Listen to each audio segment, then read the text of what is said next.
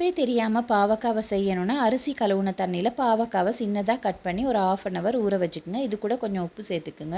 அதுக்கு பிறகு ஒரு பேனில் தேவையான அளவு எண்ணெய் ஊற்றிட்டு கடுகு, உளுத்தம் பருப்பு, சீரகம் போட்டு தாளிச்சுக்கணும். அது கூடவே நம்ம சின்ன வெங்காயம் கட் பண்ணி சேர்த்துக்கலாம். தக்காளி, பச்சை மிளகாய், கருவேப்பிலை இதெல்லாம் நல்லா சேர்த்து நல்லா வதங்கினதுக்கு பிறகு நம்ம பாவக்காவை ஊற வச்சுருக்கதை நல்லா வடிச்சிட்டு அதை நம்ம இதில் சேர்த்துக்க போகிறோம்.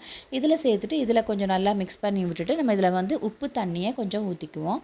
அப்படி இல்லாட்டி நீங்கள் உப்புத்தூள் கொஞ்சம் போட்டுட்டு கூட தண்ணி கொஞ்சம் தெளிச்சிட்டு இந்த மாதிரி மூடி போட்டு வேக விட்டுடலாம். இது கூடவே மஞ்சள் தூள், காஷ்மீரி மிளகாய் தூள், மசாலா தூள் எல்லாம் போட்டு நல்லா இந்த மாதிரி மிக்ஸ் பண்ணி விட்டுட்டு இன்னும் கொஞ்சம் லைட்டாக தண்ணி தெளிச்சிட்டு நம்ம புளி கரைசல் கொஞ்சம் ஊற்றிட்டு நல்லா வேக வச்சுட்டு நாட்டு சர்க்கரை கொஞ்சம் போட்டுட்டு தேங்காய் துருவல் கொஞ்சம் போட்டு நல்லா மிக்ஸ் பண்ணி இறக்குனா பாவக்காய் பொரியல் ரெடி ஆகிரும்.